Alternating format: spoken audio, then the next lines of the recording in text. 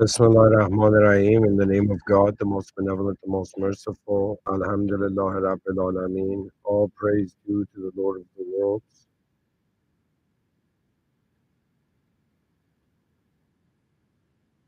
A'udhu billah shaitan rajim. May God protect us from the cursed one. Rabbi Firli.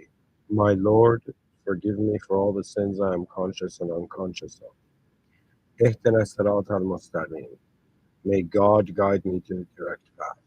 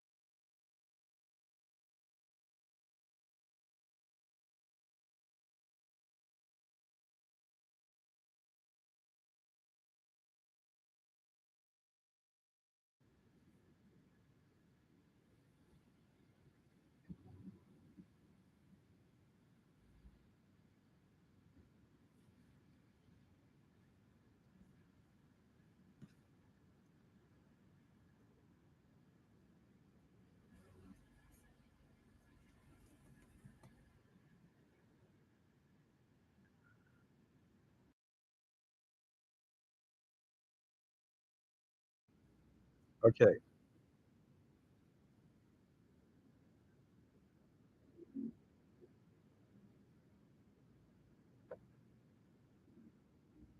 so hello everyone.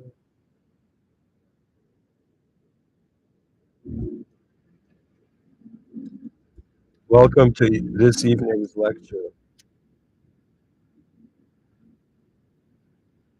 You're listening to someone who tonight um, wants to tackle a very important question, and I am challenging myself to kind of see how far I've truly comprehended what emotions actually are. It's kind of like we're in this situation as human beings that it's like we know we are something, but we don't know how we are it. In the same way, we know we're, let's say, human beings existing, but we don't know what existence is. You know. Similarly, we have emotions, but we don't know what emotions are. We have a mind, but we can't touch the mind or, to just give it a shape. It's kind of like the mind isn't an image. The mind is where all the images are, though. Where they happen, right? So the question arose to me, and this is very profound because sometimes if you um, I personally have this view that every moment is filled with infinite viewpoints. And what that means is to any situation, there's always unaccounted for angles of perception, right? And sometimes you ask the question differently, you kind of see a new way of the whole thing happening, right? So it suddenly occurred to me that, like, I'll give you an example. Imagine there's a couple, right? They go to some store and it's like refrigerator store and they want to buy a refrigerator. And imagine in this hypothetical setting, the salesman comes and says, "Sir, madam, this refrigerator is our newest refrigerator, right? And when you open the freezer on the top, there's a portal to another, there's a wormhole to another dimension. It's such an advanced freezer. We don't even know where we got it from, but it's on sale, right?" And so the person may be convinced by how incredible something is, but then they make an emotional decision. So you see, people can act like we're all logical entities, but we're not. And what emotion is, could the way we say, yo, man, emotions, like that person is emotional, that person isn't, this could be wrong.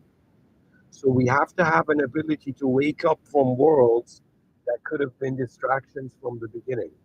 You know, that means there are many realities, and some realities, of course, are unnecessary, but the whole point is how is life force moving in the experience of the life? Okay. So tonight, so anyways, so that example of that couple going to the refrigerator store, it's as if the refrigerator guy said all the like logical, reasonable things, like, wow, what an advanced refrigerator. But then the couple's like, we don't like the color, sorry, right? And it's like a feeling. You understand? Or something can seem perfect, but it's like an emotion comes like, yo, man, this is too good to be true. You know, you know what I'm saying? There was a moment, there was a situation where, I have this story. Okay, pretty much. I tend to think, I don't have too much of a pride thing about it, but I think I'm a sharp person and I pay attention to things, and I also pay attention to patterns a lot.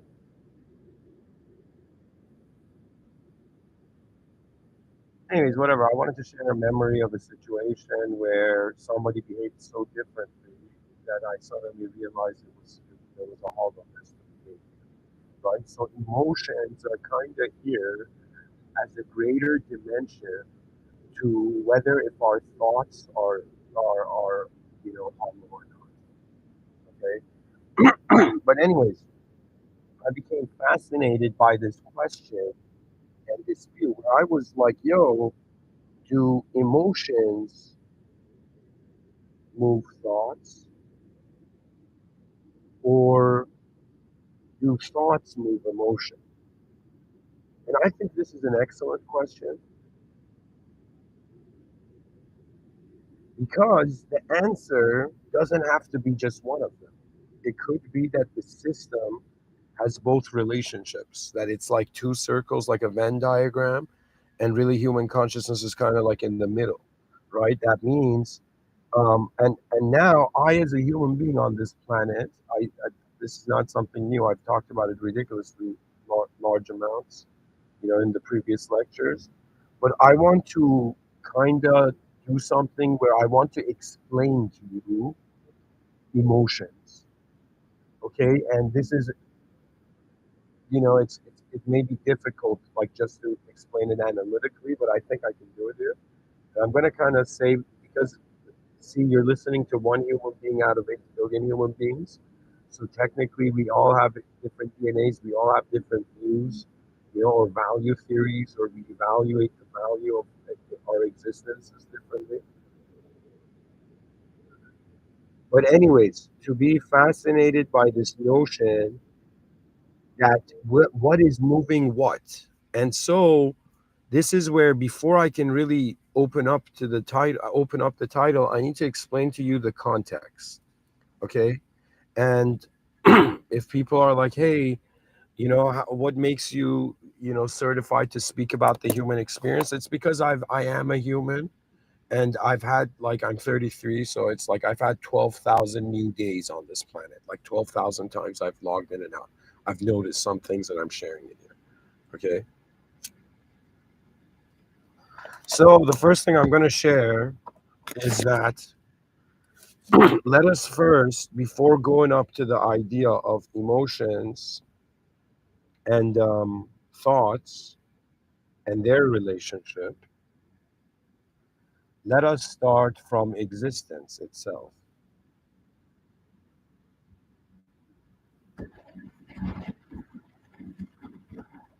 Now, let me see if I could bring my notes here.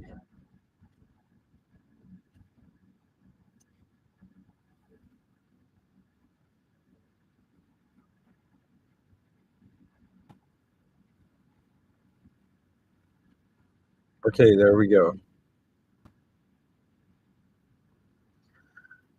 So let's dive into this lecture, because sometimes, for me, I get a sense of honor about the discovery and the exploration into the idea, rather than just, I'm not just someone relaying here.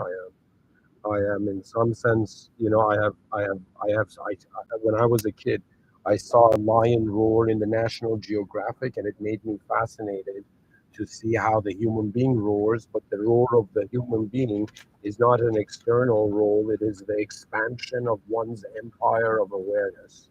Okay, this does not mean your ego is the emperor.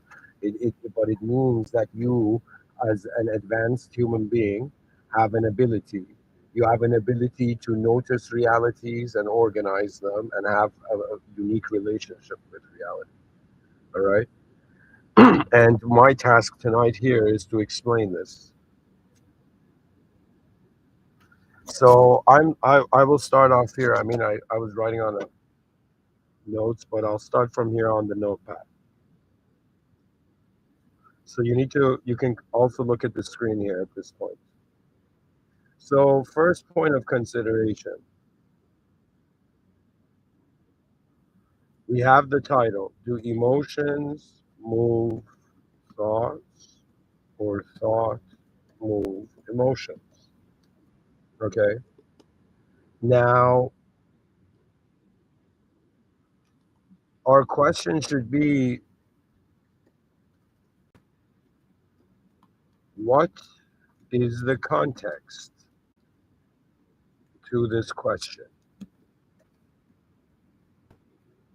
We are wondering about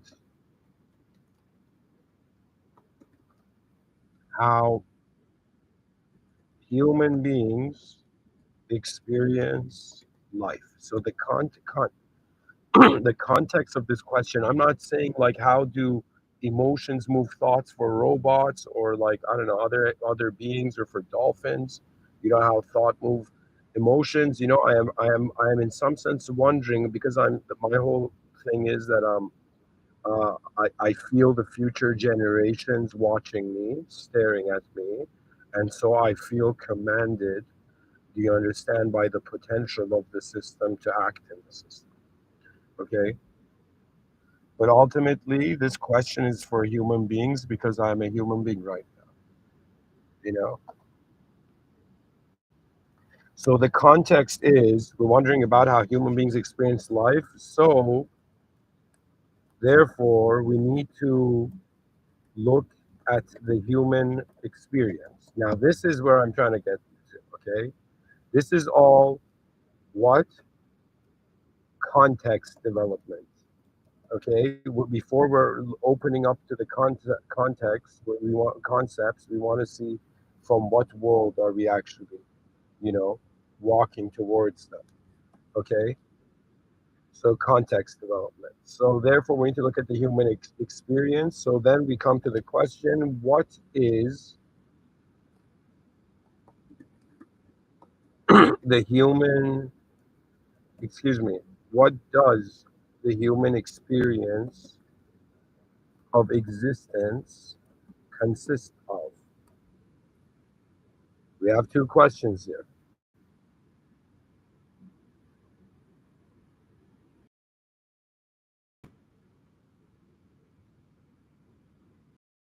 So we keep, okay, let me,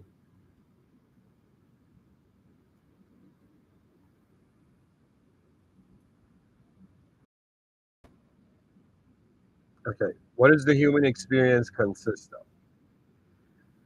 So, ladies and gentlemen, this is where I begin to kind of smile at something that I have noticed and managed to somehow create a way to share with you. I want to introduce you, or before even beginning, I want to say that I want you to, for a moment, pay attention to your eyes.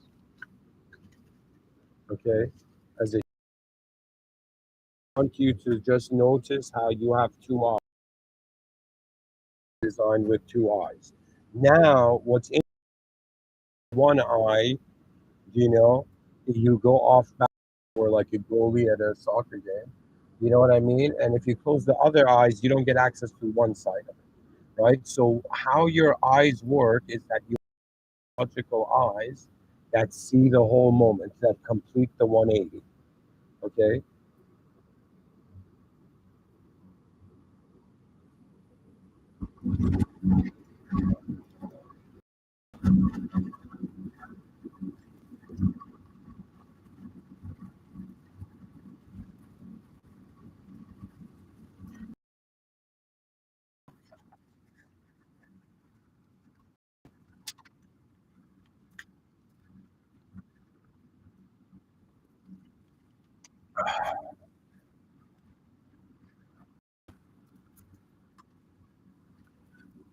What does the human experience consist of?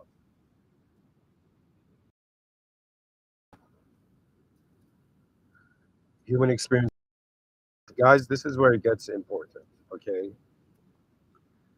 Just like, just like, oh my God,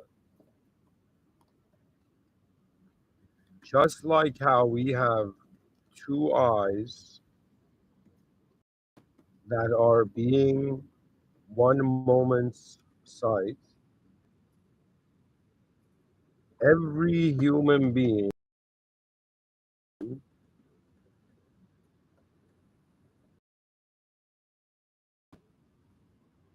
every human being this whole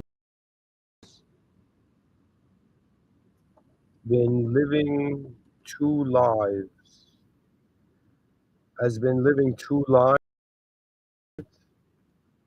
and conditioned current culture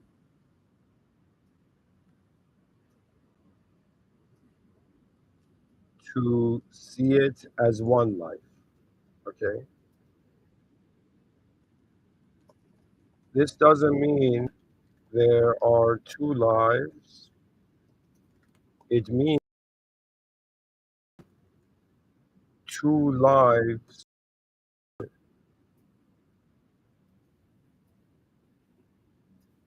living as one, being in one. I've often wondered what unit to give awareness. I think the proper term should be sphere, like one sphere, Mandela. You know what I mean? But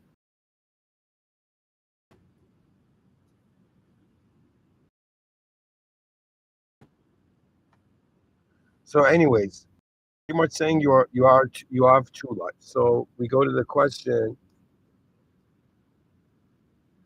what are these two lives that are being our one life? This is where the answer comes. So we, this is it, an inner life and an outer life. Okay.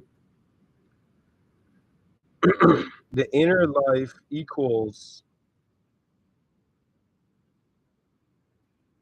or let me, so your outer life equals your outer self plus your outer world. Okay. Now your inner life consists of your inner self plus your inner world plus awareness to object and subject at the same time. Ladies and gentlemen, are you following me here? Like, share something in the chat section if you are engaged.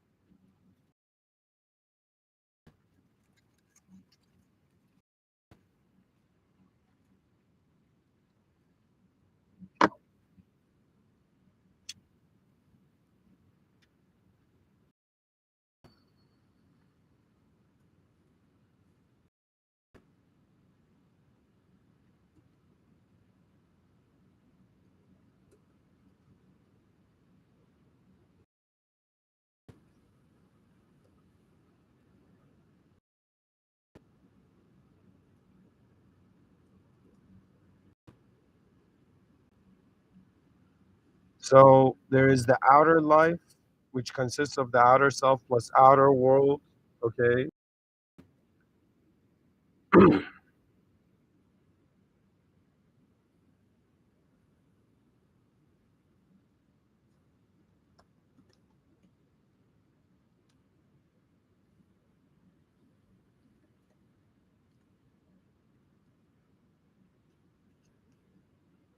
So what does this mean? Okay, this means, okay, this is getting interesting here, guys.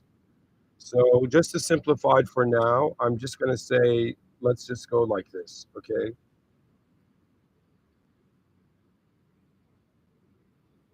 people have seen this. All right, so I'm gonna come and say plus awareness like this. Okay, now this is very interesting. Okay, because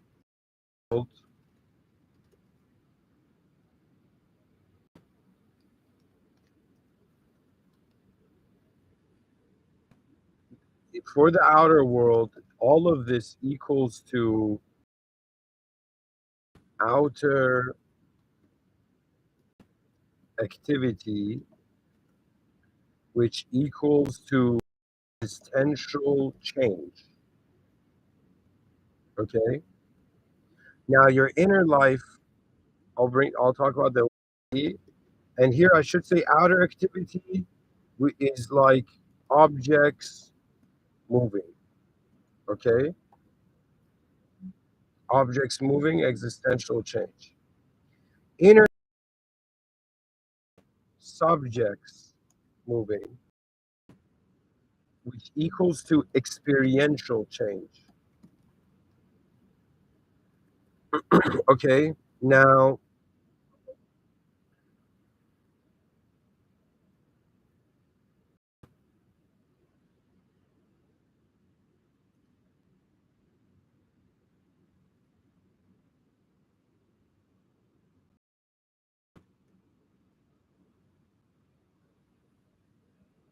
whatever.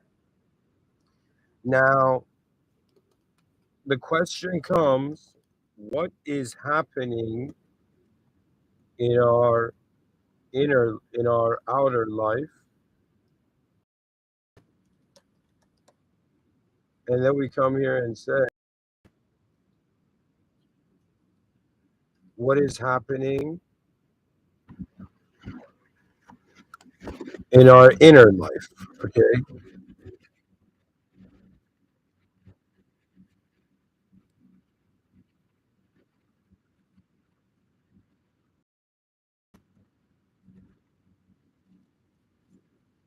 this is where it's getting interesting. Okay,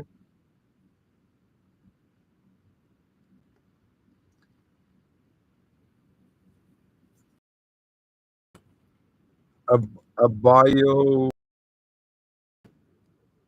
body that can move in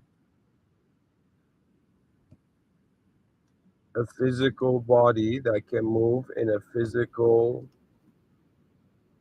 place, in a physical world. Okay, so in a simulated body, a simulated body by nature,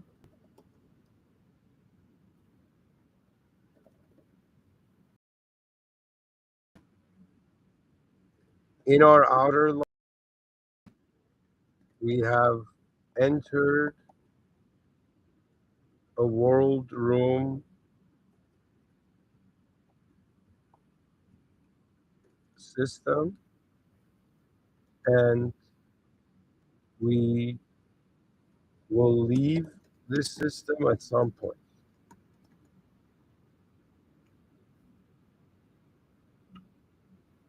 Okay, so bodies,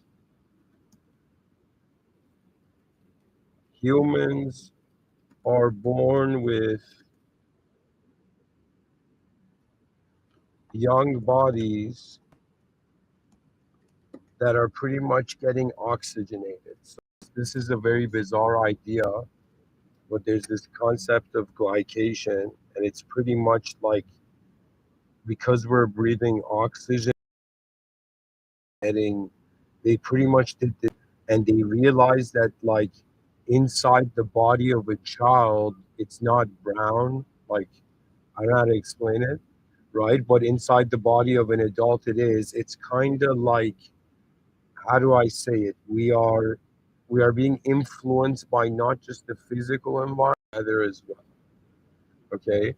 So, anyways, human beings are born with young bodies that kind of are like in, I don't know, I guess I'm talking about it really, but we're getting cooked here, okay? But not like through the humanized context. It's that the whole system is heating up. Like before I was giving a talk and my phone he disconnected, you know?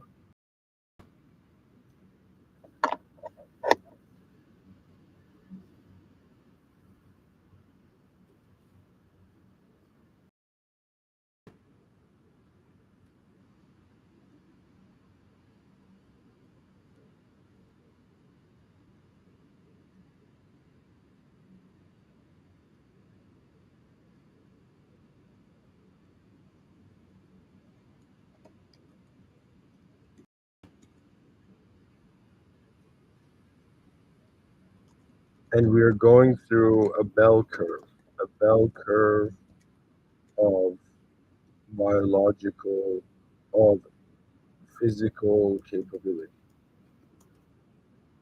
I think nobody would disagree. Ability. There we go.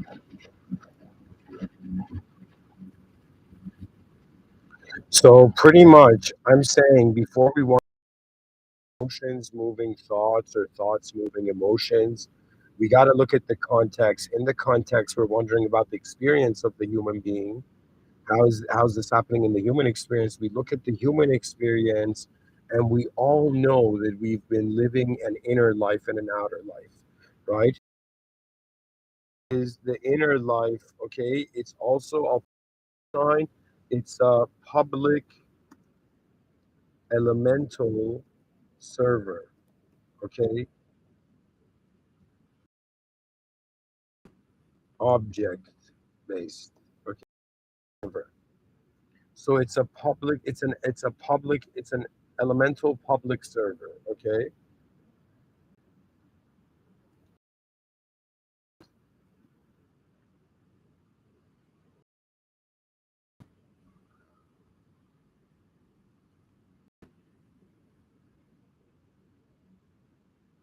So it's a pub, but your inner life equal event.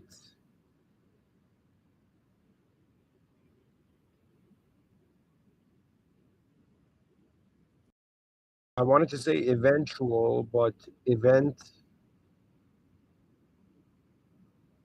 like the smallest unit, if the smallest unit in front of your eyes is the atom, okay, is a particle,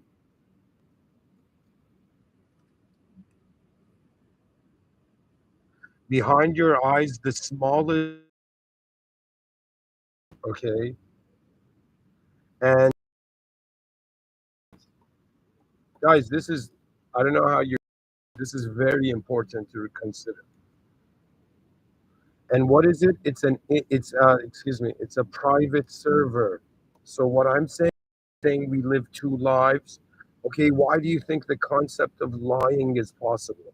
Why do you think the concept of deception is possible? Why do you think ignorance is possible? Okay, it's because human beings are acting, they don't realize, but your like your inner life and outer life are different. Okay, your inner life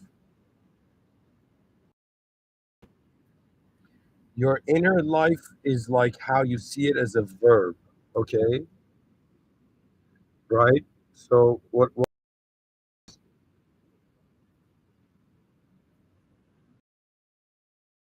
considered as nouns, treated as a noun. That's better. Treated as a noun, okay?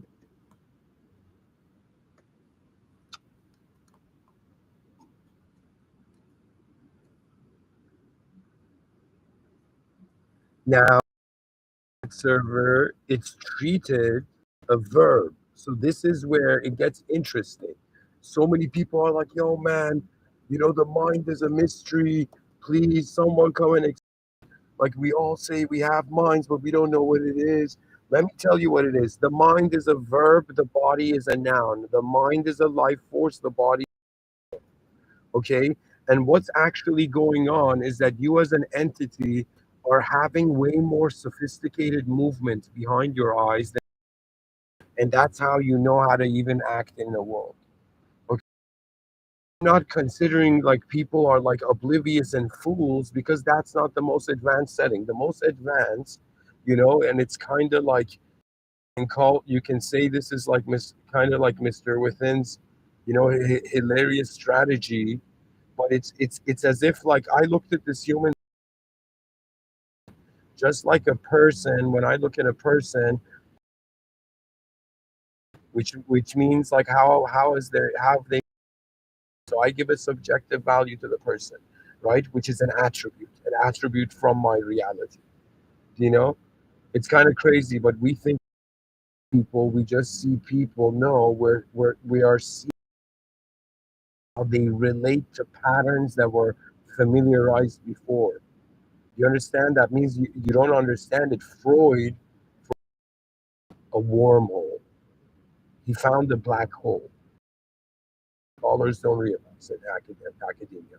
When Freud said, for example, like a person's sexuality goes to how they were like, conditioned by everything in society and everything when they were young. Says, you don't understand what I don't think even he understood the weight of what, he probably did, always understand the value of what they find. They've existed in a world where it didn't exist. Edison, Edison's children will never know a world without a light bulb. He remembers.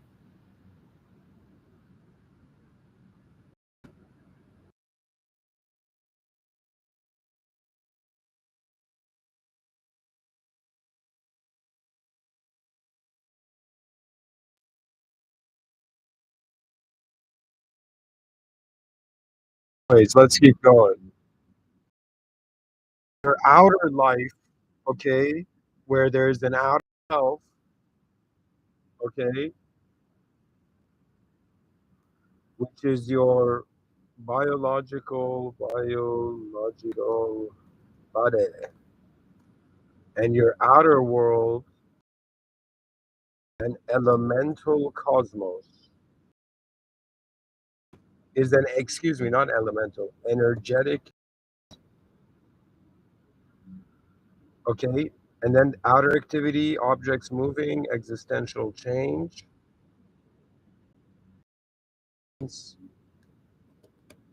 In front of our eyes, we are experiencing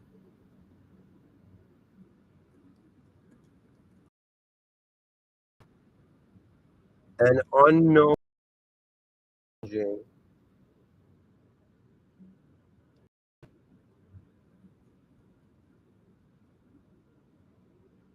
behind our eyes.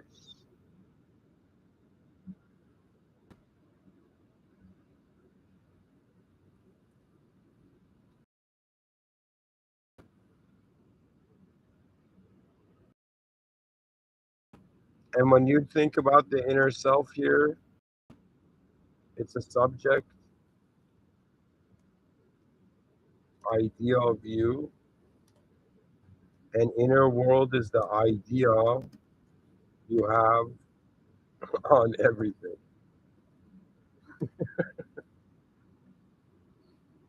Inner subjects moving, experiential change. Now, what does this mean? This part's very important. Behind your eyes, there seems to be an awareness to how the outer world provides. Okay. Let me say it this way. Behind your eyes, you act like character, story, and inadequately says you that you can control the story. However,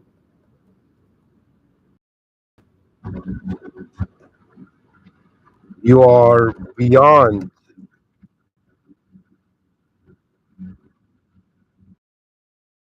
the story, and your free will inadequately convinces you that you story. Guys, this part is so important for me to properly explain because this part is going to open up the talk. So the whole point of emotions moving thoughts and thoughts moving emotions, that's part of our inner life.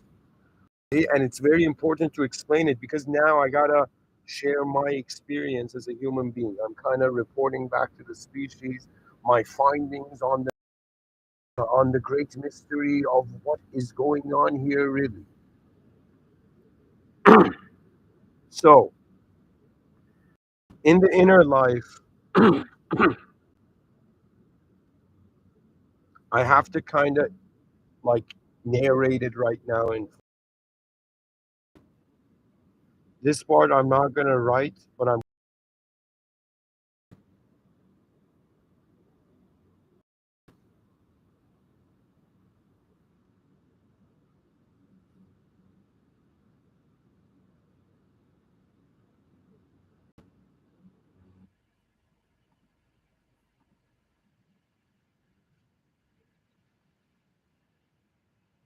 all right. Nope, I don't feel it's this. All right. Guys, this is where my true contributions to this field arise.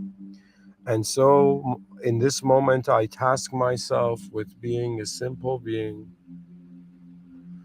to find that honesty that hasn't forgotten system admin to even get this far. Ladies and gentlemen,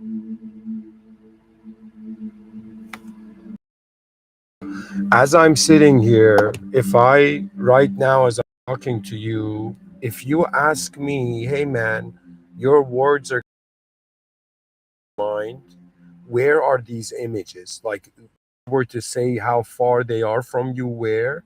And I would say for me right now, they're kind of like, you know, two hands length away, okay, to the top left corner, right? So as I'm vocalizing my inner realms, it's like a hologram occurring outside of me in the sense that it feels like what my soul really is, but can never truly know, is an awareness to everything that's moved ever in it, in its view. And this is very fascinating because we're still at a point in human civilization figure out the mind, even getting to the soul. It's like telling people, hey, have you ever wondered about what's beyond your body and mind, right? But people are like, no man, let me just first figure out my mind, and which is a fair view, you know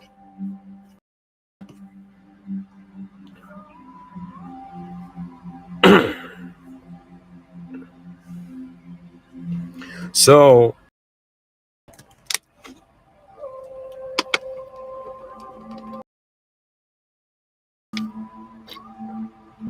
oh my god,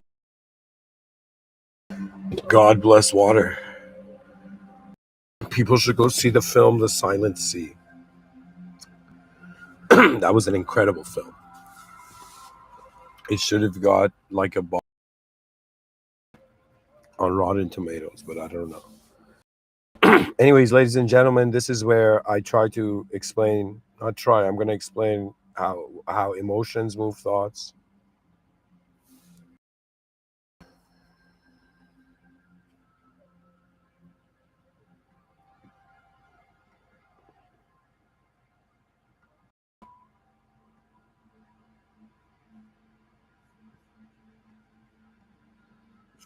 or thoughts move emotion.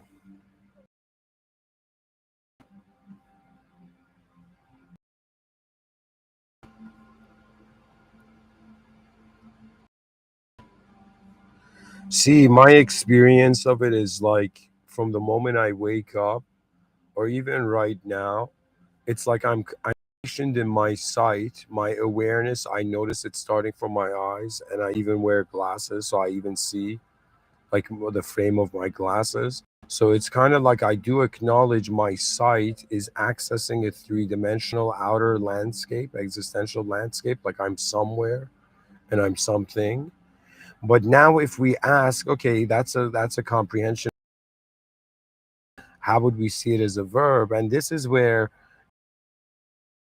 our inner life is living ahead of our, what that means is it seems what the brain is doing, what emotions are in regards to like how when the inner life and the outer life are not aligned. Okay, and what does that mean? That means if in your inner life you expect the world to just be a nice place, and then you suddenly get to see, okay, it's a place between and evil. We're neither beast nor angel, right? We're humanity. And so even having position, but it's expectation on the world is you, let's say for the sake of just being able to talk about it, your brain is creating a model of reality, and it also has a model of, and it's allowing behind your eyes where imagination happens, inner realms, it's allowing you, okay, to in some sense live ahead of the moment. For example, you're sitting on the hungry, your mind has already, in your mind you've already opened the fridge door, and but your body gets up, from the television and follows up, and it's kind of like your mind is living ahead of you, right? And following it, it's kind of like your mind commands your body. Do you understand? This is why belief is so important. This is why confidence is very important, because there was a point where I was like, man, where do I get my confidence from? And then I was like, how ridiculous. I get my confidence from the realization that I have entered, and everybody in this planet, every being that has entered this world room will leave this world room. Do you understand? That means like there is no greater motivational and coach and therapist than realizing your mortality. And mortality means, what are you doing here while you're here before you're not here? How great can the vision be? Okay, and so when I'm coming here and emotions and thoughts and emotions, I'm just looking at a species, and I'm looking at, like, I'm treating the human being technology in which we as a species are trying out. Okay, so like keep this in mind, that even though we have knowledge, we have libraries, we have AI, we have Google, but the human being has limitations, and the domains of exploration often surpass limitation. That means it's like when a higher being doesn't mean just they're a higher being, they have a greater experience of reality. In the same way, an ant doesn't have the experience of like a politician, or experiences like the queen of a nation. And so what I'm trying to build up here is to kind of tell you, okay, human being, we each have different DNA.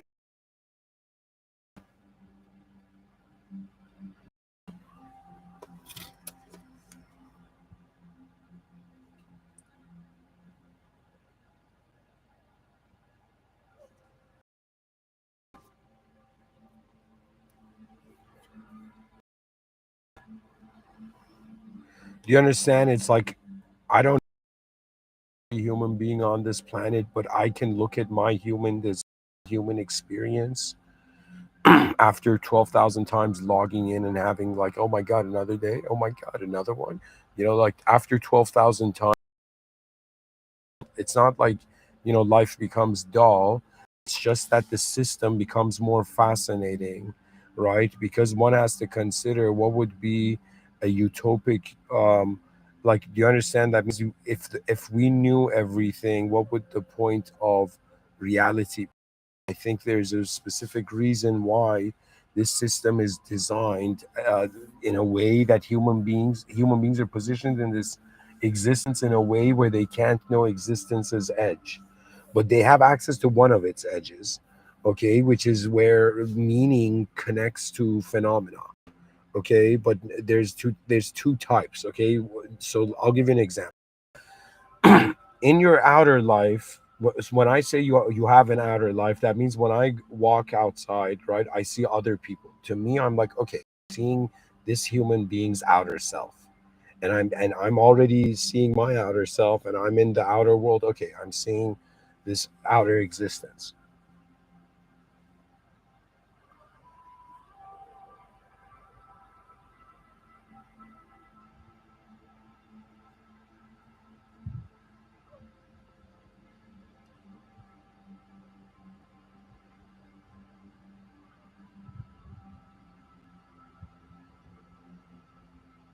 So, anyways, what I'm trying to say that, like, think of it this way: in front of your eyes, you're an actor in a film, but behind your eyes, you're kind of redirecting that film.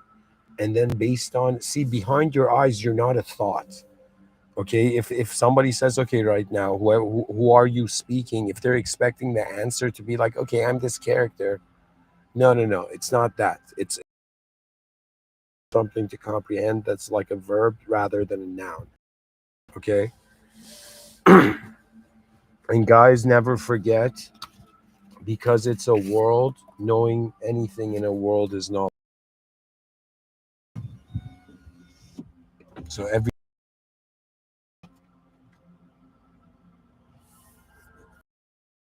where am I going with this? I'm trying to give you like an experiential view I have of, like, I'm trying to explain to you how it's my own mind. Okay, and if you ask me, okay, so that means you right now have to explain how you're saying these words and what's happening. And it's not that it's difficult, but it's kind of like, think of it this way: imagine my mind, my experience in the moment is reset. Okay, and it's like I'm on stage. Okay, I'm on set. Okay, and there's other people on set too, and it's like suddenly the director, even though I can't see the director because I'm Muslim, that I am not the director of reality. Reality is being directed beyond itself by the one and only. So I am someone who, I don't know how people are going to see it, but I treat that this world has an owner, and the owner of this world cannot be defined and limited to anything in the world, because the act of creating something means you were beyond it from the beginning. This is why knowledge can never explain change.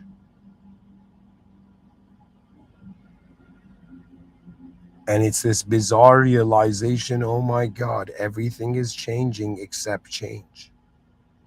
And it's like my awareness, and it's true. Let me explain how.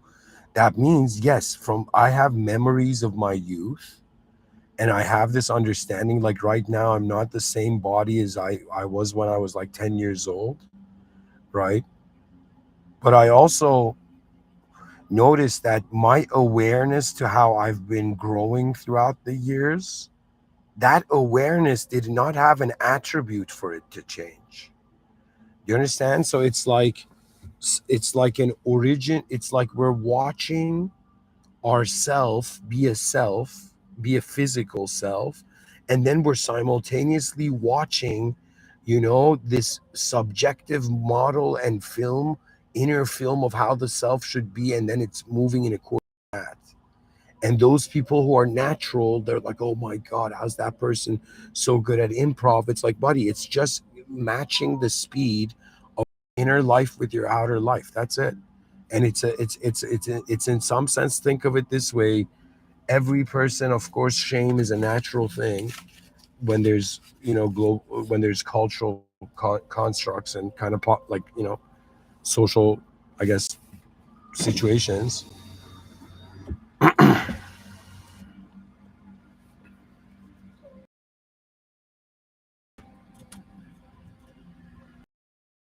treat it honestly like this.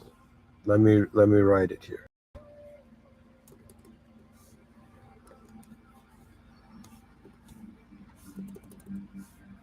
I honestly see it like this. Okay, we have self in a world. Self equals mind plus body. Self equals inner plus outer. Self equals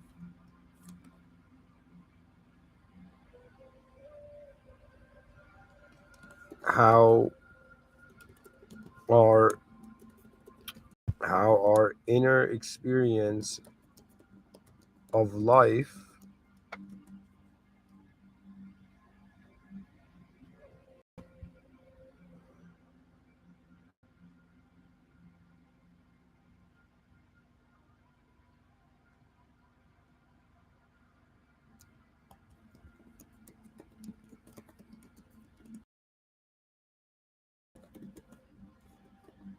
I would say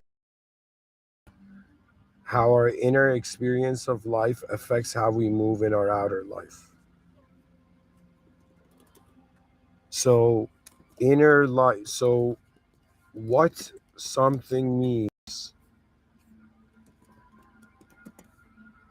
equals inner life movement, which means meaning is from meaning is what you project into the object. Okay, matter doesn't have meaning and it is just so when we say something has something means something to me, or someone, or here when we say, so when we say something means something to me, okay, what I mean is like, how do I say it? Meaning is what we input into the object. The object has no meaning, since if you weren't looking at it, it wouldn't have that value. Do you know what this means, ladies and gentlemen? It right now have it's kind of cool to be alive in 2025 because we're in the post transnationalism nationalist era. That means right now we're still, people are treating themselves like as characters in stories, you know, in some sense kind of with a nationalistic identity. And that means right now we're all very we're like the way the system civilization 1.0 is working, and people are like, put aside our differences and work together. So what does that mean? That means the fundamental core definition is that we're different, so we're valuing how we're separate, different from others. And it's kind of makes sense because you need different characters in a simulation, you know, in a game, right? But the point of it is that ultimately the human species is going to wake up. That means if they ask who they are, like imagine a young child, you know, asking their parents, you know, a young child who at the age of 7, you know, let's say went to Vancouver, his family immigrated to Vancouver, Canada, you know, it's like if that child asked If that child asks, "Who am I?" from its parents, their parents would say, "Okay, you're a human being, member of the human species, a citizen of." No, sorry, they wouldn't say you're a member of the human species. They would say you're a Canadian citizen. That means, like, do you understand? That means there was a time back in the day where why was Rome so popular? Because like soldiers were motivated to go to wars and join the Roman army, and eventually they were promised to own land. So, like, do you understand? That means they were freaking nomads back in the day. At the same time, the concept of owning land was like a like, a psychological revolution in itself, right? And it was a sign of status. That means it's like right now people are showing off Bugattis. Back in the day, it was like, buddy, I own land. Do you know what that means? You know, that was equivalent to like being a multimillionaire back in the day. So, anyway, say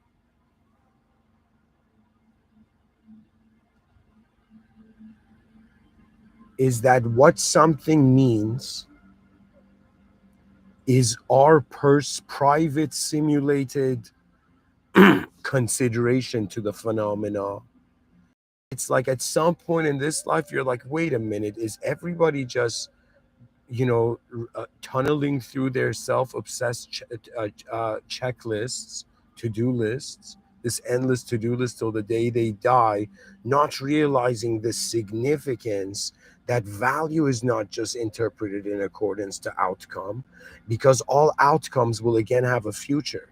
So as long as there's a future, I don't know what value people can truly seek, but if you see that the value is there, in the sense like, why are we even fascinated by the idea of truth? You know what I'm saying? Like, why are we fascinated by truth?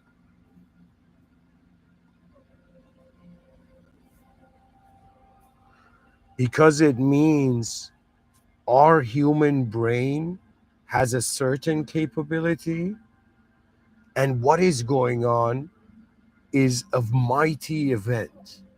Do you understand? I don't know how to explain this, but there's a vibe. I don't even know what the term to it is. Maybe people can find out and let me know. But sometimes it's, I wouldn't say it's just honor. It's like honor infused with the most genius action. It's like when genius and honor, when the genius people on the planet and the honorable align, when these two attributes align, you in some sense actually have greatness in the world room. And what genius means is not having the fear to comprehend everything. There's nothing more genius than that. That means I'm saying that it may sound scary, but it might be part. That's the thing, that truth doesn't really care about, our emotions and thoughts. Truth is what something. It's like how the system already is happening in a certain way, and we've entered in this system, and most people just live their lives just never truly looking at the world. Because if you truly want to answer the question, what is the world? That question is very deep. Okay, and what deep, the word deep means, anytime you hear it, means it touches the unknown. Okay, so if right now I'm attempting as just a human being, probably like maybe first ever in human history, to just zoom in on this concept in this way, right? That do emotions move thoughts? Do thoughts move emotions? And it's kind of like the conclusion is the model of the question's design could be wrong. And let me tell you why. So, a person has thoughts, okay? They have this thought that I'm a self. And then in their inner realm, they don't just have, it's like three modalities you can perceive, like the notion of past, present, future. So you don't right now have thoughts on just of one self. There's your present self right now, there's your past self as your memories, and there's your future self as visualizations, okay, and probabilities.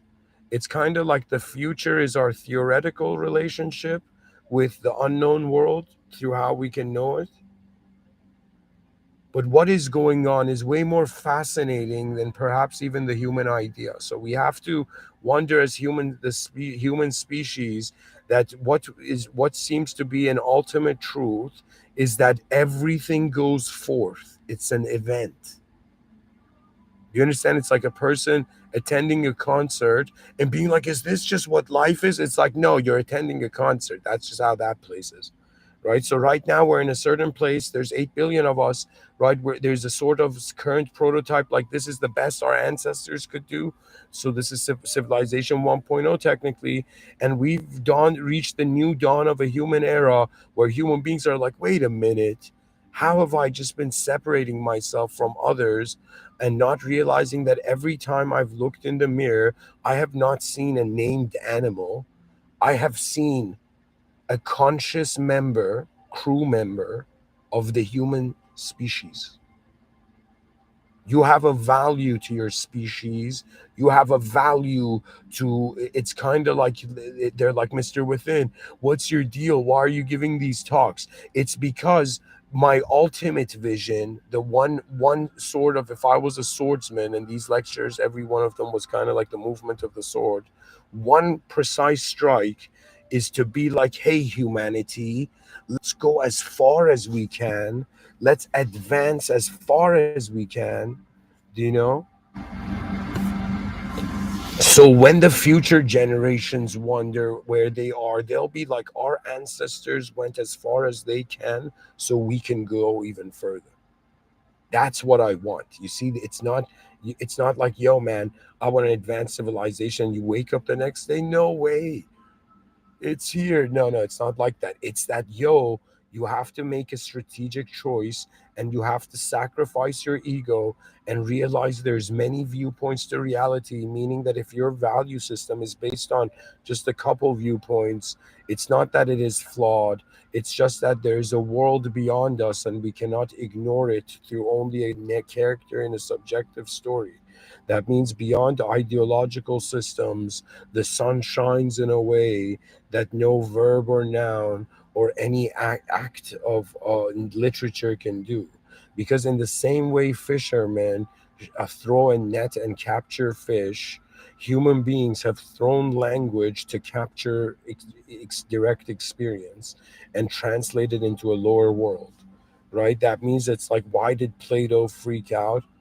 You know, when he realized writing became a thing, because before that everybody was in an era of advanced memory, advanced minds. The memory, everybody, like right now we're like, oh my god, some people have photographic memory. Back in the day they all were that before writing developed. It's like they were keeping knowledge alive through stories, oral transmission, which means that means like our ancestors before paper were like, yo, man, tell this story to your grandkids. And the guy passed away. And then the next guy did the same thing, same thing, same thing. And eventually we reached the point where through the innovation of human ability, you see, you're not just a human being. It's enough for you to value yourself in accordance to yourself. Like you might be like, man, I'm having a bad day, I don't like myself, or man, I'm having a good day, I like myself. But those approaches are kind of like our lower resolution compared to this higher resolution view, that it's not a matter of being of just being a self in a world. It's that in order to be the most advanced self, we need the most advanced world to accompany it. Pretty much I'm saying, hey guys, we don't have to like each other to advance the system. Most likely, if we advance it, which means that we're in a hilarious battle, kind of one of the most funniest important wars known in history, the war of human beings surpassing their self-centric ideological bias and their ego code, and realizing that, okay, the species deserves the greatest efforts known. So how do we make it that civilization is ushered in the era where, like, no longer, like, it disgusts me when a person says, like, any person who says, oh my god, like, that's so deep, and like it's too deep, I can't like talk about this idea. To me, I'm like, it's like, wow, you really don't realize how unknown this place is. and it's all acts of simulation. Okay, so why does a person get emotional? It's because their inner self has an expectation, which is an inner model, which is an outer world. So you're so how you value, so who you think you are right now, like before you, like if somebody asks you who you are, and before you answer, you just kind of realize all the different ways you can answer that question. You realize that you're technically none of your answers. So language can never capture the true essence of the greater dimensions of how man's intelligence is present. Okay? Like for me, emotions are, sometimes I get emotional when I access a new world or when I discover a new way to look at something. To me, I'm kind of like, I think, to be honest, I'm an explorer at heart, because I have a sort of OCD to try to figure out, okay, what is going on? Because anybody who has OCD means you can't ignore the question of what is reality. And the cool thing is we're living it. But how aware are we of how we're living it? How would the future generations see it, right? I'm looking at it and I'm being like, people are hiding behind language and their bodies the actual sight that is moving them. There's a term when I was young, and there was the idea of visionary. And when I was young, I was like, yo, that's an attribute my young mind gives to someone who I think is cool. For example, Maximus in the movie Gladiator, where before he died, he was telling, like, I don't know, he was giving still commands, and like, being a general even till this last moment.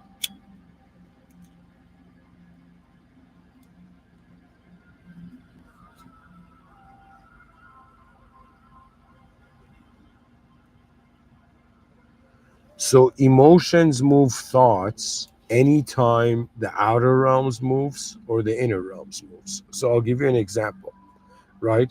So if suddenly somebody has waited in line for an hour to get a cappuccino and somebody slaps that cappuccino or they drop that cappuccino, so what happens? Something perceptual happens. Okay, like something happens, and when that happens, their inner life expected them to drink the coffee, but the coffee fell from their hand. So the outer realm now is made, forcing the inner realm to adjust to it. And because the inner realm has this, it has been conditioned to think that, oh my God, I'm free, I can do whatever I want. Whenever it doesn't meet its expectation, emotion arises, right? And it's so important, the analysis of this inner outer relationship we have with reality, because if you ask me what are you in front of your eyes, I'll be like, I'm a biochemical organism. If you ask me what are you behind your eyes, I'll be like, it's very unique. It's very strange, because I'm actually the whole moment's awareness, and it's like my body and how my thoughts are like cinematically moving my body, is I'm seeing them at the same time as the whole moment being the moment, right? So it's kind of like my body is in a world, but my mind is like the edge of the world, in regards to awareness. So what we actually are is we are kind of like this observing force. So what was one of the attributes that life force picked up? It was an attribute of observance. Pretty much what separates us from all the species is that we woke up, we suddenly became aware that we're aware. But most organisms, you look at them, they're just aware. I think except dolphins, elephants, and maybe all animals, but in some sense, some things are God's jurisdiction and man has to accept the unknown. And then there's situations where man can look in the known variables sector of reality and kind of like, wonder about it. So I'm seeing examples of both, right? So somebody can come and say something and it can make me emotional, right? Do you know what I mean? And then suddenly, like, no, honestly, to be honest, thought has to move first. I think thoughts move emotion. You know why? Because emotions arise. That means they're a consequence. They're like a signal. Do you know what I mean? Like when somebody hears bad news, they suddenly cry. Like, do you know what I mean? Or when somebody realizes something about reality, like they suddenly become joyous. you know?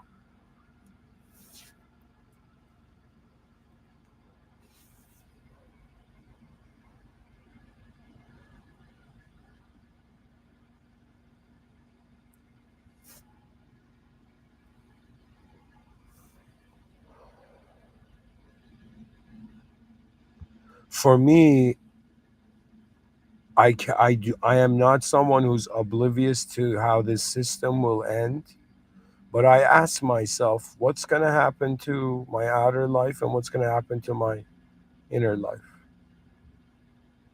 And it's kind of like the awareness to how both were being conducted by the intentions of what we are. It's kind of like, I think that to pass this test in the simulation is to realize that all simulations are being moved by God, including you. So it's kind of like, on some level, a person thinks thoughts arise, but to me it's like we're inside a system being administered. And so technically, we're theologically even speaking, we're in a simulated testing zone within a divine surveillance state. We're under review. Everything is logged by the system admin. There are moderators, but the whole point of passing through the simulation, is whatever you actually originally are, is to realize first that in some sense I treat the Holy Quran as source code, and to get close to God is to find the main operating system. And so we start off in our kind of like limited ego code operating system, and we have to find the original operating system, original main operating system. Okay. And what this means is that it's not that you're just a human being here and who needs to get a job, make money, and then die, right? It's in some sense that you're a being here, and there are various ways to look at the moment. That means if they made you think life had to be just in one way, it was in some sense a sort of unnecessary statement, because there are so many ways that awareness is engaging reality to identify, right? And what is moving here, so how you pass this simulation is realizing that God comes first. And God means that power, singular power, that singularity of the origin, the original. So what that means is, so for a Muslim, God created everything. God is administering, maintaining everything. And God created everything. God is maintaining and moving and changing everything. And God, in some sense, will return everything. So a simulation has nowhere else to go, because once the simulation ends, the original is what's left. But for Muslims, it is a bit different, because we're being held accountable for our behavior here. Because the question is, what are we being tested on? Why are there suddenly 8 billion human beings who have mouth, ears, hands, and who have a sophisticated, I mean, compared to the past, like relatively sophisticated civilization 1.0, right? And in some sense, pretty much, do you see where I'm getting at? We're designed to notice greater values than ourselves. That's what it means to be aware that we're aware, which means we can notice greater values to the whole thing. It's as if, where does greatness end? When the original accepts the simulation, which is the most original thing to do, to accept reality and realize you did not create, trees. You did not create this world. When it comes to your outer life, you find yourself in a world. When it comes to your inner life, you're an awareness to all content. So technically, it, like, think of it this way. Here, I'll write this down. Think of it this way. There needs to be there needs to be a place for their guys of trains passing by the way. There needs to be a place.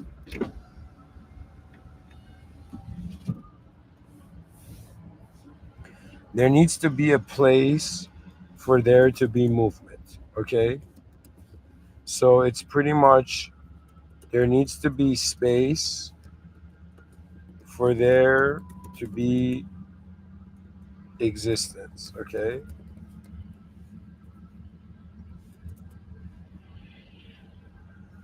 Similarly, there needs to be existence for there to be movement. So if thoughts, so if thoughts are movements, okay, they need a place to move. Okay.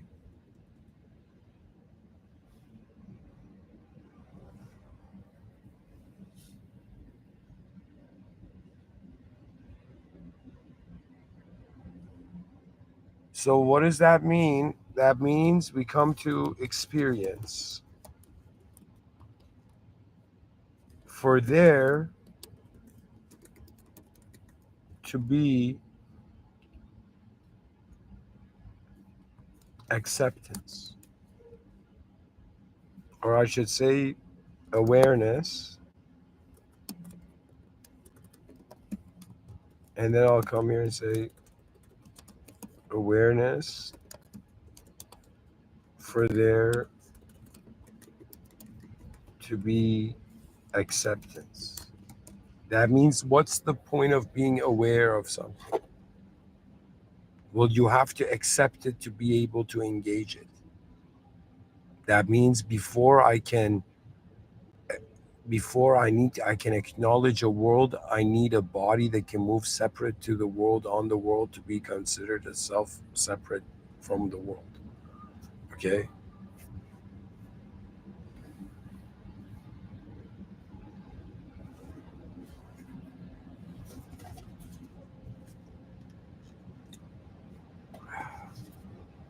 So where's all of this going? See, there's been moments where I've seen somebody be emotional and it's moved my thoughts in a way where I've become emotional. And when I say thoughts, it's not like thoughts are like I have a file cabinet of thoughts, guys. Even though I have written a lot, right? That it kind of like scared my family a little bit.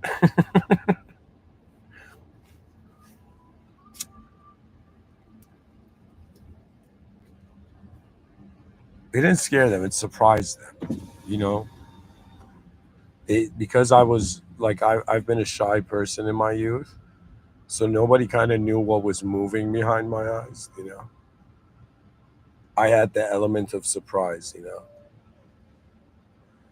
Anyways, so what I'm trying to say is, let's say emotions, actually thoughts move emotions, but when do emotions arise? When our thought of self, and in some sense the thought we have on the world don't align with what's happening in front of our eyes. So do you understand what the situation is? You're pretty much like you're living two lives. You have an inner life and outer life. Either the inner life has to adjust to the outer life, or the outer life has to adjust to the inner life. If your inner world is it deviates so much from your reality, every moment you're going to be forced to accept, to in some sense kind of rebel against an outer life. Why? Because your inner life is contextualized different, right? So the way I go about it is I'm like, okay, the clue is that there's an awareness to the object and subject at the same time. So let us make this awareness the foundational point where we then connect it to all the other points. So do you understand? It's kind of strange because if you ask me who am I in front of my eyes, like there's my physical body. But if you ask me who am I behind my eyes, I'll be like, yo, man, it's like I'm this viewer, I'm this watcher that is the whole moment, and I'm noticing that my attention, like my visual sight, is from my eyes, and it's kind of like I'm this technology, I'm this design, I'm this existential design right now, and as this existential design, It's giving me certain ranges of experiential access. But when I ask what is compartmentalizing, what is synchronizing, how my ego with my body, that means, like, there's situations where a person's ego, like the person gets angry, wants to hit someone, but their body doesn't move. It's as if their heart and soul knows better. You know what I mean? That violence, you move, keep it in your inner realms. In the inner realms, like if people say, "Hey, are you a peaceful person?" I'll be like, in the outer realms, of course, because without peace, we're not giving freedom to for genius to bloom and sprout, right? But I'm saying, like, in my inner life, there's been moments where I've made mistakes, and in my inner life, I pretty much just paused the day.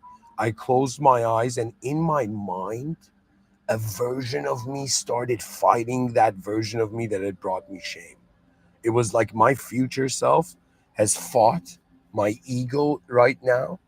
Do you know that means my future self, in the sense of, like, my conscience is so smart that it identified with the future ego.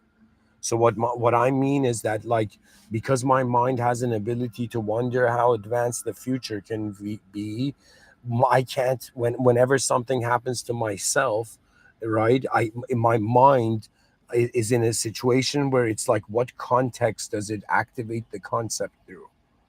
Do you understand? And what that means is your inner life is contextualizing and giving meaning to your outer life. Yes, there are known variables that you control, but you're also in a giant, massive world, you know, where you don't see its edge. So you got to kind of be like, have discretion and consideration. What I mean is that it's kind of like having it's like the soul's common sense that, all right, there is a presence of an intelligence here. I am working through a biological system. The biological system is working through an existential system. The existential system is an outer landscape. So I find myself having to deal and move in this outer landscape and world. But simultaneously, when I move in this outer landscape and world, how I'm in noticing things being different from one another, things changing.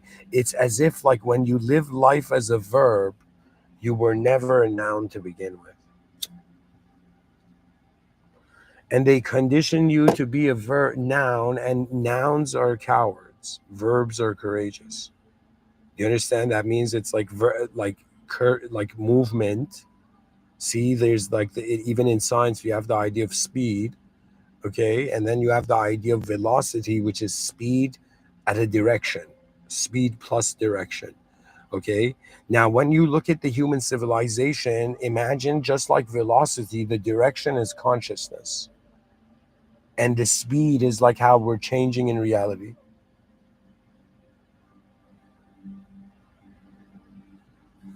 For me, at it's as if, like, whatever happens in this life, I just have to feel.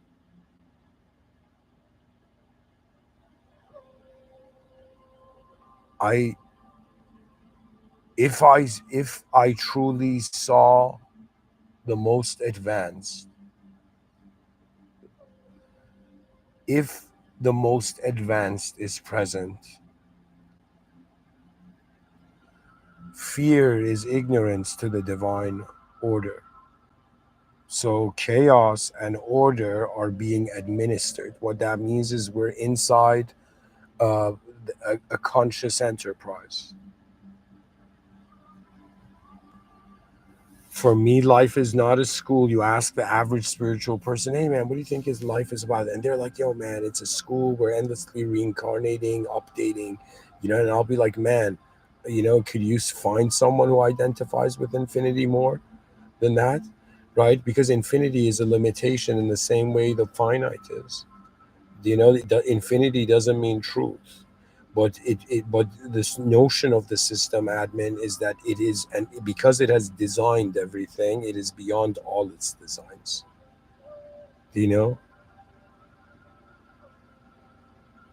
that's the power that's present. That means that's what if we look at ants and we're like, yo, we're like a higher power compared to them. Like, what are we a higher power to? It's a power beyond worldly limited definition. So when we think about emotions and thoughts, it's kind of like a multiplayer, virtual, three-dimensional, let's say again, elemental video game, right? It's like right now, it's not like I have thoughts all the time. Right now, I'm kind of like I'm looking through my eyes. I'm seeing my hands first person perspective. I see my body, I see the laptop on my lap. I see the car around me. I see the grass outside. I see the trees. I see the street lamp. Do you know what I mean? So this is all, yes, this is all information, and I'm conscious of it, and I notice it. I notice these moments of like visual and all the other senses, like sight and all this. Like, I notice the proximity of my awareness to this moment, but I also notice that I'm noticing my awareness in the moment. So it's kind of like, how can I be an object if I'm noticing myself as an object? Right. So then people were like, okay, you're a subject then. And then the person's like, wait a minute though, how can I just be a subject if I'm noticing the subjects changing? That means it's like me asking you, who are you? You're like, I'm this person. And then I ask you, who are you, like some other time, and you're like, I'm that person. I'm like, wait a minute, how do you have two answers to one question?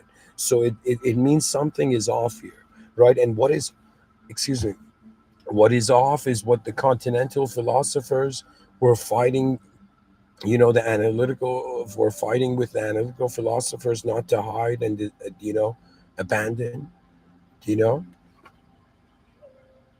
You don't understand. Continental philosophers looked at analytical philosophers and were like, "Yo, these guys are tripping."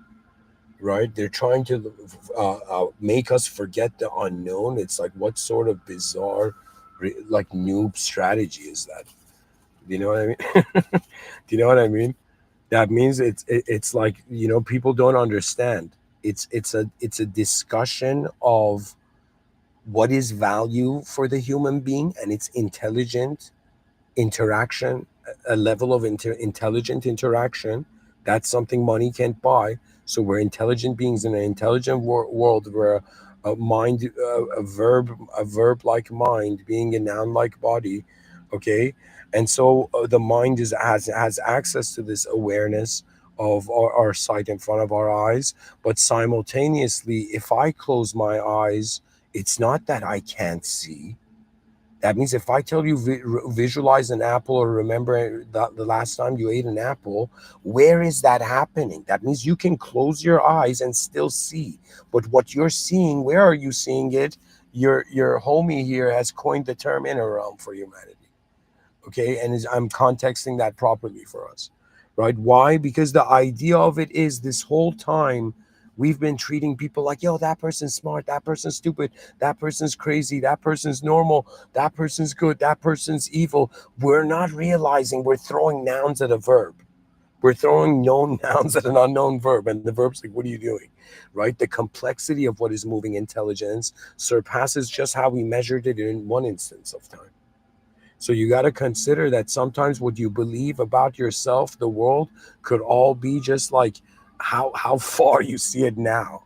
Do you understand? And the idea of man being aware that he's aware gives him the ability that back in the day, like in the old world, they had this concept of magic and mana, and all that stuff was disregarded and was like the how like was like an iceberg that was kind of like broken off, and magic became, in some sense, the old world technology, because the system admin was way superior technology.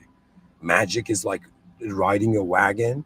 Religion is like, getting on like, a spaceship. You know what I mean? Getting on, sorry, not getting on a spaceship, getting on like a jet. Do you know what I mean? Something way more significant, right? So the prophets awakened the species to assign the truth value to that which is beyond the system. You understand? So they don't get lost in the simulation. So, anyways, where I'm going with this, thoughts actually need to have changed. And it means right now, I'll give you an example. If I think I'm like someone and somebody comes and says something rude to me, it's like I already had my own thought on myself of like how I valued myself, and somebody came and painted a picture of me that completely gave a different value of me. And because that image is different from how I value myself internally, it's like suddenly I become emotional because I have to confront how anything else could be possibly true at the same time as it could be false. They're like, what's it like to be a visual thinker? It's kind of like realizing if you speed up language, it becomes a film. If you speed up the film, it becomes a direct experience. If you speed up the direct experience, it becomes a collective being. Right now, it's like we're living in that point of history where it's post, again, I said transnationalism, but it's also post humanism, post dehumanism. Do you know what I mean? Like right now, we're still biological. Like maybe imagine in the future, there's such advanced AI that people no longer make mistakes. Okay. And when they no longer make mistakes, it's as if they're going to be like legend has it that in 2025, human beings, even though AI had opened its eyes, and was waking up from its slumber, do you know what I mean?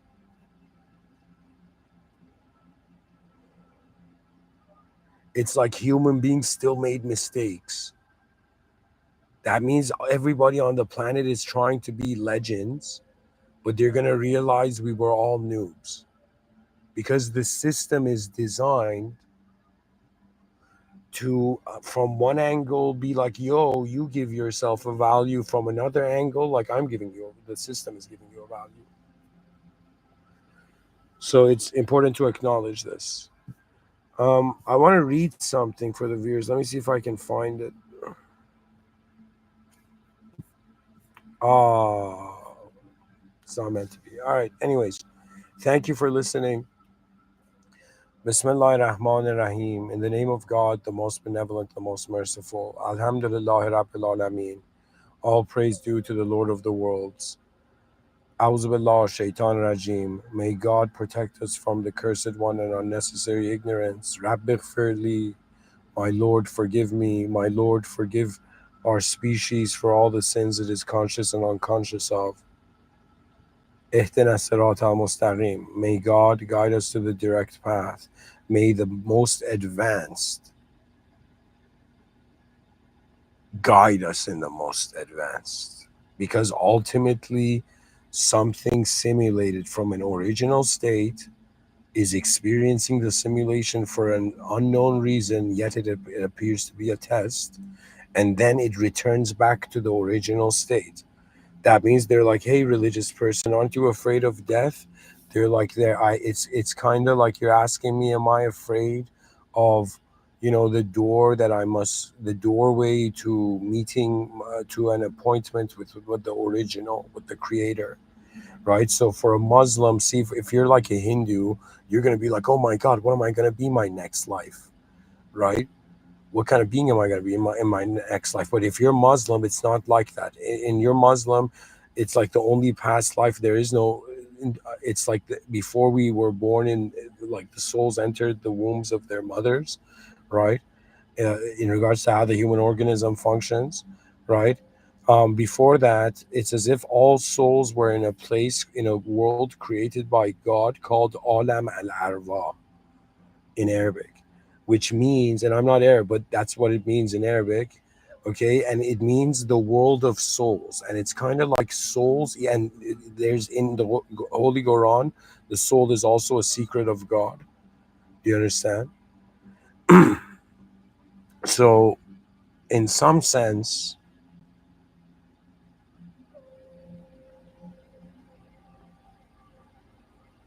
it's like you're in this fascinating moment where there's a scenario and you are designed to be in this scenario, and there will come a time where it will, like, your attention will leave this format.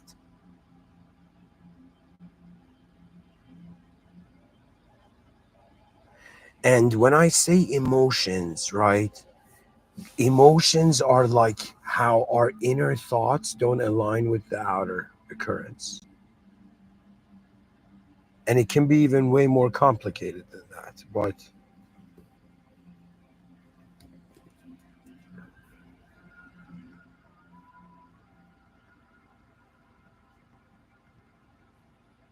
let me see if I can ask ChatGPT this.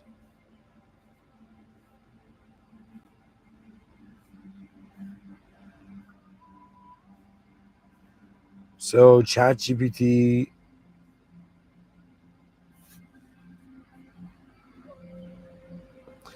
so pretty much I put in this prompt explaining to it, right? So I told ChatGPTs there's the outer realms and inner realms. The outer world has an outer self, your body, and the inner self has the idea of yourself, but is also like a on reality. I'm asking you to help me figure out how emotions are in the inner realms, in the yeah, but emotions are in the inner realms and outer realms. You know, so here it says your the outer realms equals outer self.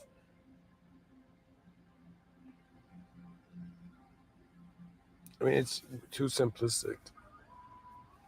So it says, what are emotions in the inner realm? Here's the advanced way. Uh, hold on, guys. What am I reading?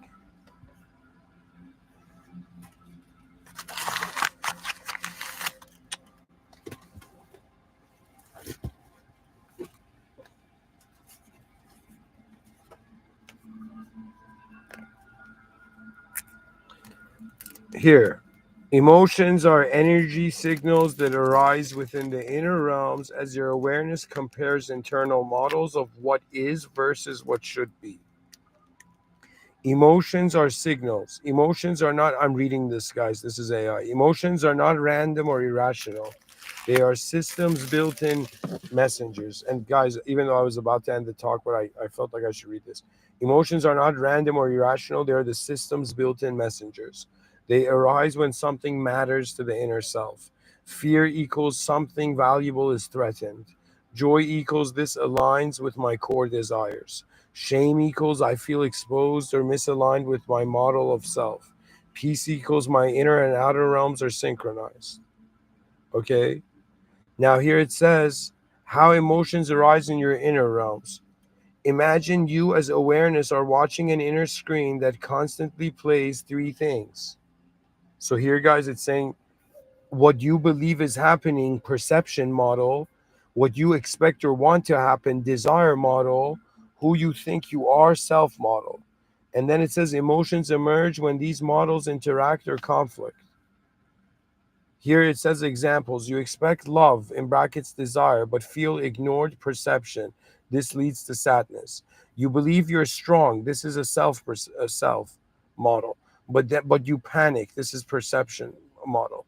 It leads to shame or fear. You see a child laugh. This is perception model. And you value joy. This is a self plus desire model. It leads to happiness. For example, the future generation succeeding is important. Here it says, so emotions are inner reactions to how well your reality is matching your inner scripts. Okay. So what that means is there's a model to you. So here it's saying it that there's a perception model. So it's kind of like what you think, it's like how you're interpreting it's like you're internalized. It's like how you're internalizing the outer world, like what's actually happening, how your mind is interpreting that. And then your mind sees that instantly and has an expectation or what considers the future. This is a desire model. So the desire model is kind of like the future, right? And then who you think you are, the self model. Okay, this is kind of like our self model is technically based on the past. Here it doesn't say it, but you could see this as the past. And what you believe is happening, perception model, well, that's what we notice as present data. Okay, and here it says emotions emerge when these models interact or oh, sorry, I read that. So, anyways, here it says metaphors, emotions are the weather of the inner realm. Okay, it says the sky is your awareness. The clouds, storms, and sun are your emotional states. Your thoughts are the winds, sometimes causing change, sometimes reacting to it. Your models, in brackets, of self, others, the world, are like the inner atmosphere, what determines how the weather forms. Just like the real weather, your emotional weather is real but impermanent, watchable without being trapped in it. Here it says, final summary. In the inner realms, emotions are signals that tell us how our awareness is experiencing reality. That's a beautiful way of saying it. Emotions are signals, okay, that tell us, so they arise in our awareness. They tell us our awareness is experiencing reality, right? Like, why did people cry in the Titanic? Some people are like, it was just a movie,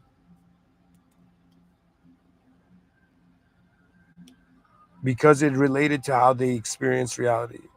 Here it says, so I'll read the whole thing. In the inner realms, emotions are signals that tell us how our awareness is experiencing reality. They rise when there's a match or mismatch between what we see, what we want, and who we think we are. They are not enemies. They are not distractions. They are sacred messengers from the core of the self. Okay, that's a cool way of saying it. So emotions are like these next level, like signals from the original you know, making their way to the artificial you. So here it says in quotations, you're not your emotions. You're the one who sees them, listens to them, and learns from them. And then I put in this prompt, what is the difference between the perception model and self model? Are they both believed to be happening? Here it says, are they both believed to be happening? Yes, but in different ways. They're both mental models, inner constructions or simulations, but they represent different layers of reality inside you. So perception model equals what is happening outside me.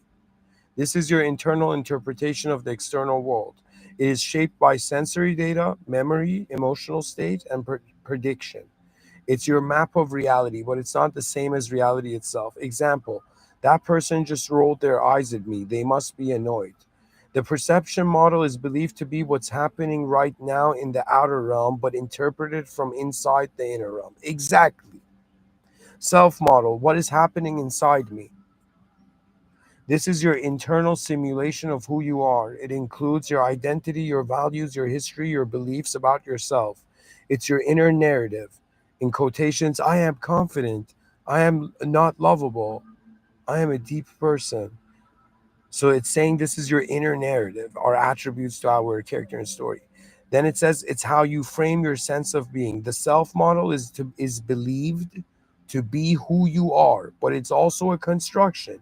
Awareness is deeper than the self model. Now here it says how they interact in the inner realms. Let's use an example.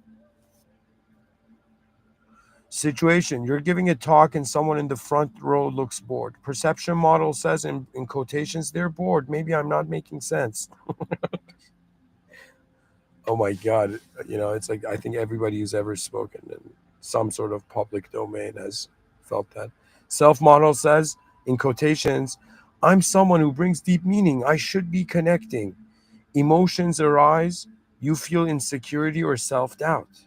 Why? Because your perception model, what you see, conflicts with your self model, who you believe you are. This emotional dissonance isn't irrational, it's a meaningful signal that one part of your reality simulation is clashing with another. Metaphor, the mirror and the mask. Okay. AI says the perception model is like a mirror. It reflects the outer world inward. The self model is like a mask, the identity you wear and see yourself through. AI says if the reflection in the mirror doesn't match the mask, the system, in brackets you, feels the distortion, and that creates emotion.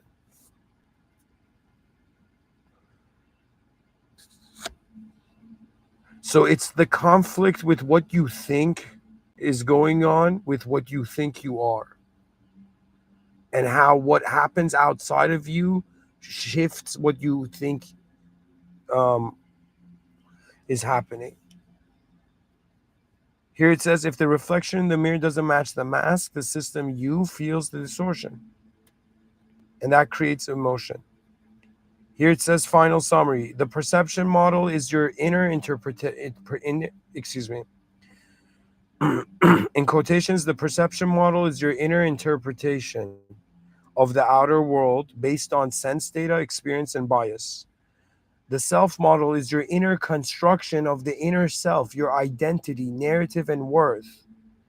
Emotions arise when these models match peace, confidence, for example, or conflict, such as shame, anger, confusion. Both are believed to be real in the moment, but awareness can see them, question them, and evolve beyond them. In quotations, AI says, "You're not your perception, you're not your self image, you are the awareness watching both." So here I say, how about the desire model? You know, for this last example, it says, adding the desire model, excuse me, as adding the desire model into this framework will complete your trinity of inner models. Okay, relax, ChatGPT.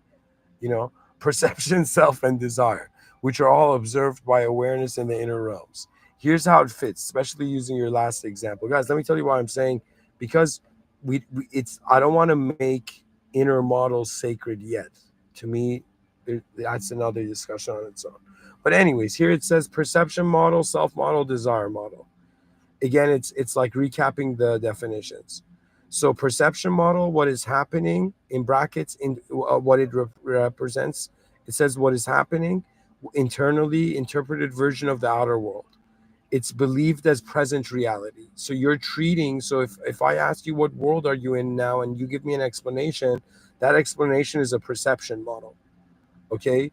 But if I ask you, for example, who are you, that's a self model according to this AI, right? So here it says, what is the self model represents who I am. So it's your identity, worth, and role. And this is a personal reality. That means it's in a private server. Okay. But your perception model is related to the public server. Okay. And then it says desire model, what I want to happen, goals, ideals, values. It's a future reality. Exactly.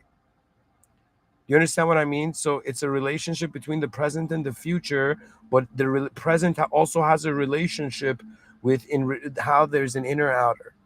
So it's kind of like a T model. Anyways, so then it says how the desire model adds to your example.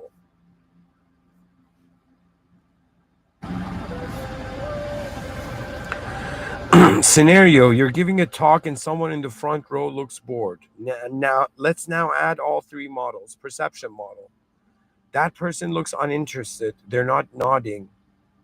They're checking their phone. That's a perception model. Self model: I'm someone who brings meaning and depth. I should be captivating. Okay. Desire model: I want to move people. I want them to feel inspired. I want connection. So what is this, guys? This is exactly just like, it's just another way ChatGPT is saying past, present, future. So what does this mean? So it's kind of like, even though I said T model, but anyways, let me explain it. Like I'm seeing a new value to this. So perception model, it's your opinions on what's going on. Self model, it's your opinions on what you are. Desire model is your opinions on what you want to happen. So that means your brain behind your eyes is like, at least it's doing way more advanced than this, but I don't know, this is us trying to attempt to kind of linearize it here to be able to like translate it somehow here, make it accessible. So it's like your brain is, so let's say the brain is generating subjective models. It generates a subjective model that is trying to be as close as possible to the outer realms, or to be as accurate. And then it's generating a self, because your self is not just a noun, it's who you want to be. What's the point of like this whole hustle culture that's going on in the internet? All these guys are being inspired by their own future selves. You know what I mean? Anyways, here it says, I'm going to keep reading. AI says emotional impact equals conflict between models. Emotion arises from the friction between these models. In this case, the perception model says you're not connecting. The self model says you should be someone who does. The desire model longs for deep resonance and transformation. These misalignments create inner tension. That tension is felt as emotion, perhaps frustration, disappointment, or self doubt.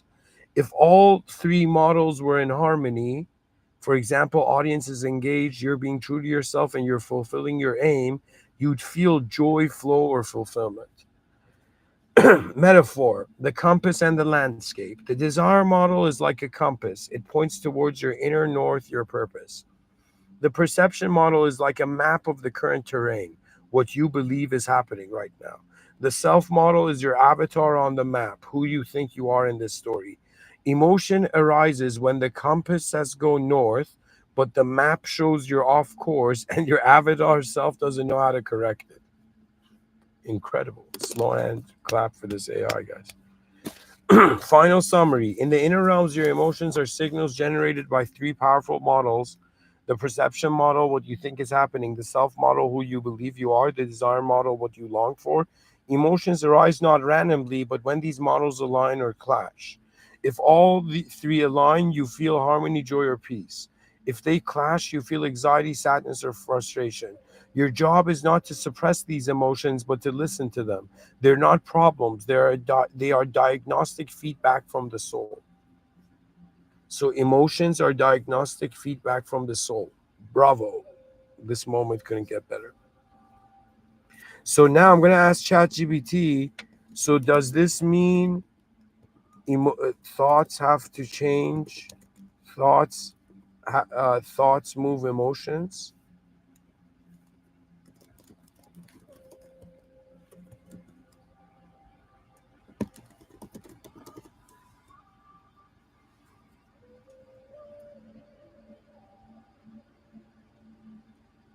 Okay, so I asked ChatGPT, does this mean thoughts move emotions as the truth? And ChatGPT says, no, thoughts do not move emotions alone as the ultimate truth. Instead, emotions and thoughts co arise, interact, and influence each other within a larger dynamic system of perception, self, and desire models, all being watched by awareness. That's it.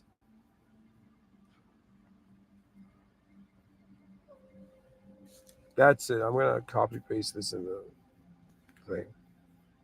I'm kind of impressed with myself, because the point of it is trying to get the species to access these ideas, and in doing so, it's as if it's like there is something greater. How do I say it?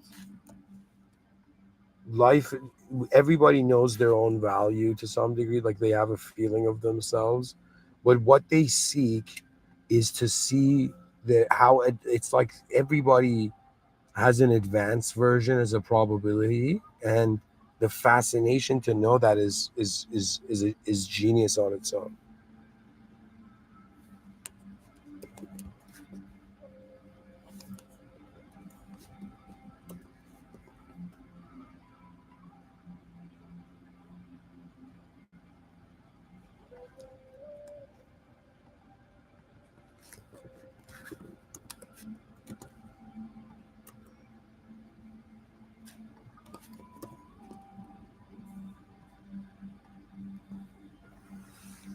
So I updated the description, guys. Anyways, do thoughts move emotions? The old view linear model, thoughts cause emotions,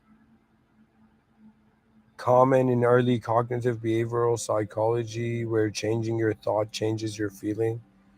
Okay, it says partially true but overly simplistic. Okay, guys, so it's deeper than how I'm even seeing it. So it says the newer view, interactive model, emotions and thoughts are in a feedback. No, no, no. Sorry, what am I saying? Ultimately, it's all in awareness. So emotions and thoughts co arise.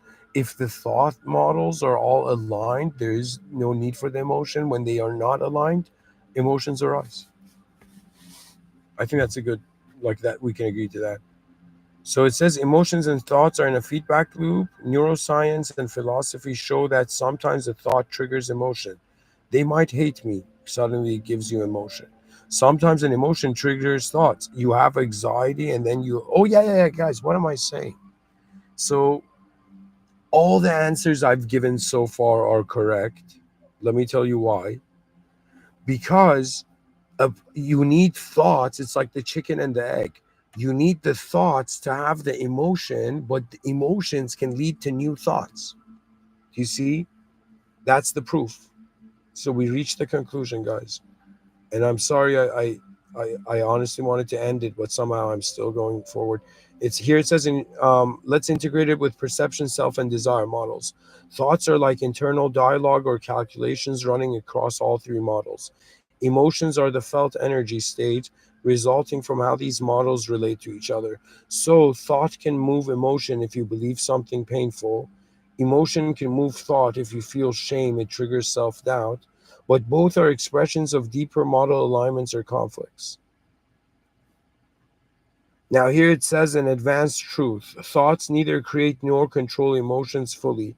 Instead, both are emergent properties of how your mind body system via models is interpreting inner and outer reality. They arise together as part of the meaning making process. Awareness is the only faculty that sees both. Yep. It can pause, notice, reframe, and rewrite the models, thereby reshaping the entire emotional landscape. Yeah, that's why, because people say, yo, man, just change your, make up your mind or change your mind. You can instantly change your mind and solve inner problems. So the outer problems, like, you got to work at them, you know? Here it says, again, a final teaching. Thoughts don't simply move emotions, they speak inside models. Emotions don't simply arise, they signal the state of alignment between what you see, who you think you are, and what you deeply want. Both are messengers of the same inner weather system, and you're the sky that watches. You're the sky that watches. All right, guys, thank you for listening. I hope this episode was interesting. Auzubillah shaitan rajim. May God protect us from the cursed one and unnecessary ignorance. Alhamdulillah Rabbil Alameen. All praise due to the Lord of the all praise due to the Lord of the worlds. Bismillah ar-Rahman ar-Rahim. In the name of God, the most benevolent, the most merciful.